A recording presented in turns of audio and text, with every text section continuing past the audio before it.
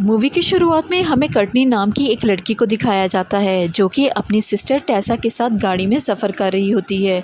ये काफ़ी relaxing time गुजार रहे होते हैं, लेकिन ट्रेजेडी तब होती है जब कर्टनी के मोबाइल पे रिंग बजती है और उसकी अटेंशन डिवर्ट हो जाती है, जिसके कारण उनकी गाड़ी एक बहुत बड़ी क्रेन से टकरा जाती है और सीधा जाके नदी में गिरती है।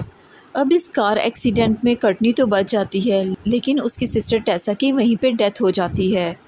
अब इस हादसे की वजह से कर्टनी बहुत ज़्यादा डिप्रेस रहने लगती है और इसी हादसे की वजह से वो आफ्टर लाइफ या मरने के बाद एग्जैक्टली होता क्या है वो इसके बारे में बहुत ज़्यादा सोचने लगती है। Courtney final year medical student होती है। एक बार उनके पास एक पेशेंट आता है जिसकी कुछ देर के लिए दिल की धड़कन रुक गई थी। ऑलमोस्ट ये लेडी मर ही गई थी, लेकिन सीपीआर देते हुए उसे वापस लाया जाता है। तो कर्टनी उससे पूछती है कि जब आपके दिल की धड़कनें रुक गई थी तो आपने क्या महसूस किया? क्या आपने किसी खोए हुए इंसान को देखा? क्या कुछ महसूस किया आपने? लेकिन वो पेशेंट इसे कोई जवाब नहीं देती, बल्कि उल्टा उसी से सवाल कर लेती है, क्या आपने लाइफ में किसी को खोया है? अब डॉक्टर उसे वहाँ से ले जाते हैं, लेकिन ये औरत मर गई थी और दोबारा ज़िंदा हो गई। इस बात से कर्टनी बहुत ज़्यादा हैरान होती है। और अब इसी दौरान कर्टनी की मुलाकात अपने क्लासमेट सोफ़िया से होती है और सोफ़िया लाइब्रेरी में बैठ के रो रही थी क्योंकि मेडिकल की स्टडी उसे काफ़ी मुश्किल लग रही थी और अपनी माँ के प्रेशर की वजह से ही वो मेडिकल की स्टडी कर रही थी। तो कर्टनी उसके पास जाती है और उससे कहती है, मैं तुम्हारी पढ़ाई में मदद करूंगी, लेकिन इसके बदले में तुम्हें मेरे एक प्रोजेक्ट में हेल्प करनी होगी। अब अगले दिन वो उसे कॉलेज के बेसमेंट में बुलाती है जहाँ पे किसी का भी आना जाना नहीं होता था और अब सोफ़िया रेडी हो जाती है। हम दूसरी तरफ कर्टनी के क्लास फेलो रे और मारियो को देखते हैं जो कि एक पेशेंट को चेक कर रहे होते हैं। यहाँ पे रे उनकी क्लास का सबसे ब्रिलियंट स्टूडेंट था। अब अगले दिन हम एक और मेडिकल स्टूडेंट जेमी को देखते हैं जो कॉलेज के ट्रस्टी का बेटा था और उसे आगे जाके सेलिब्रिटी डॉक्टर बनना था, यानी डॉक्टर के पेशे से ज़्यादा उसे सेलिब्रिटी बनना था।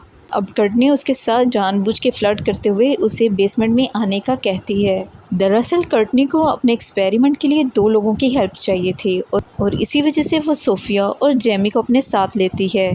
अब रात के वक्त वो दोनों बेसमेंट में आते हैं। यहाँ पे कर्टनी उन्हें रिवील करती है दरअसल वो एक्सपेरिमेंट करने वाली है जिसका नाम फ्लैट लाइनर है, जो मेडिकल साइंस में बहुत बड़ी डिस्कवरी होगी, जिसमें पता चलेगा कि मरने के बाद इंसान को एक सफ़ेद रंग की लाइट नज़र आती है और कुछ देर के लिए इंसान का दिमाग भी ज़िंदा रहता है। ये वही वक्त होता है जब इंसान आफ्टर लाइफ में इंटर हो जाता है और अगली दुनिया में जाते वक्त इंसान का दिमाग क्या सोच रहा होता है यही हमें डिस्कवर करना है। यानी इस एक्सपेरिमेंट के दौरान कर्टनी का हार्ट 1 मिनट के लिए बंद हो जाएगा और उसका सारा शरीर मरने लगेगा और इसी दौरान उसके ब्रेन की सारी एक्टिविटी रिकॉर्ड की जाएंगी और जिसके बाद उसकी दिल की धड़कनें उन्हें वापस लानी होंगी।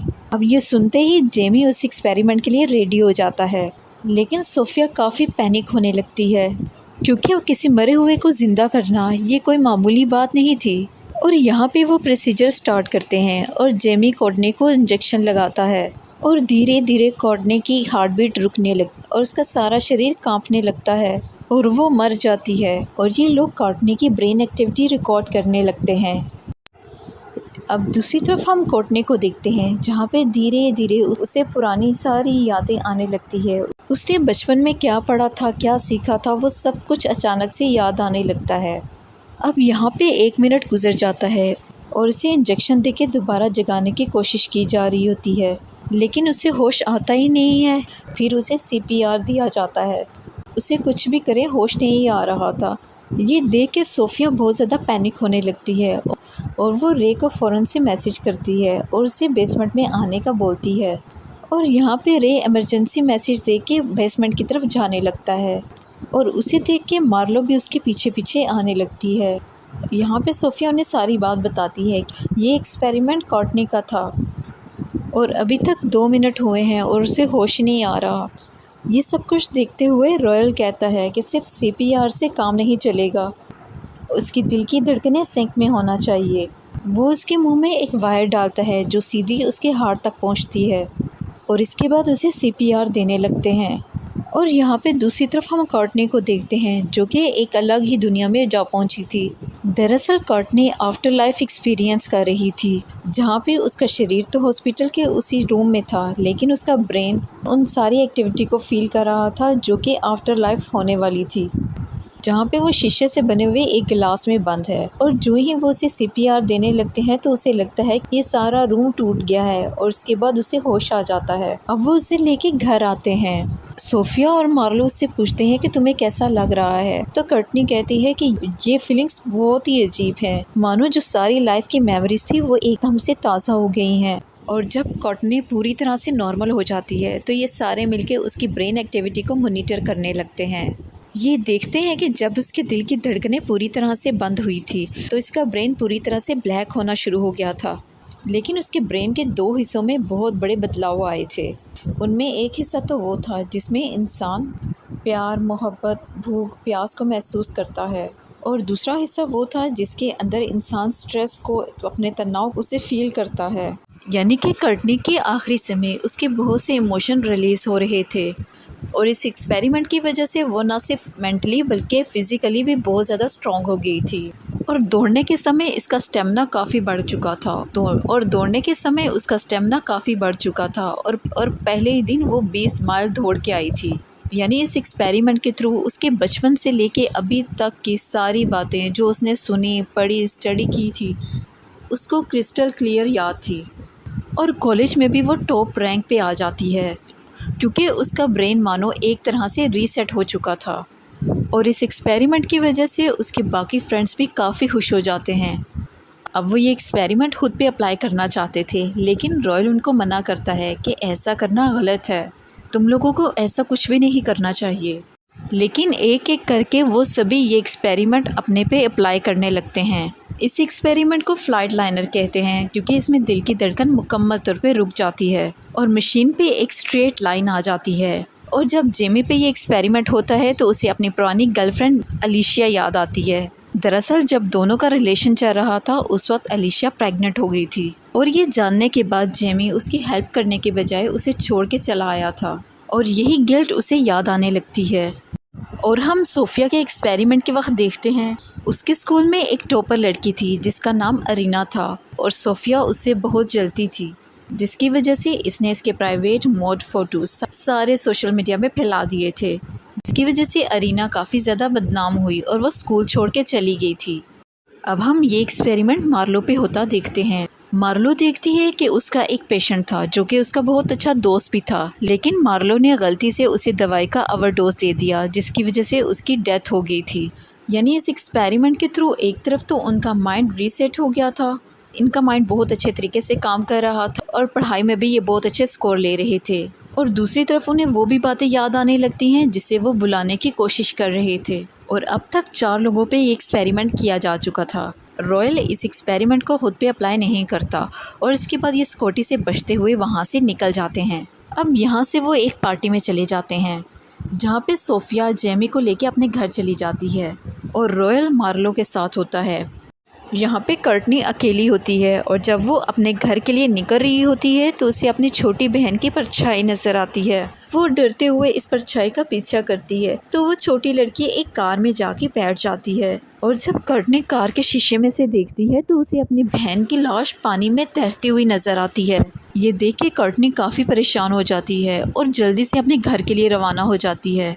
अब दूसरी तरफ हम जेमी को देखते हैं जो कि सोफिया के साथ टाइम स्पेंड करने के बाद अपने बोर्ड हाउस में आता है जहाँ पे वो रहता था, और बोर्ड हाउस में आने के बाद उसे एक बच्चे की रोने की आवाज़ आती है, और उसे एक कपड़ा हिलता हुआ भी नज़र आता है, और जब वो इसे हटाता है तो वहाँ पे कोई नहीं होता। तभी उसके पीछे उसकी गर्लफ्रेंड का भूत आता है, और वो उस पर हमला करने ही वाला होता है कि उसे कर्टनी का फ़ोन आ जाता है, और कर्टनी उससे बताती है कि उसने अपने बहन के भूत को देखा है। ये सुनते ही जैम उससे मिलने के लिए बाहर निकल जाता है। अब जब कर्टनी अपने घर में पहुंचती है तो बेडरूम में ही उसे अपनी बहन की लाश नज़र आती है जो कि बहुत डरावनी थी।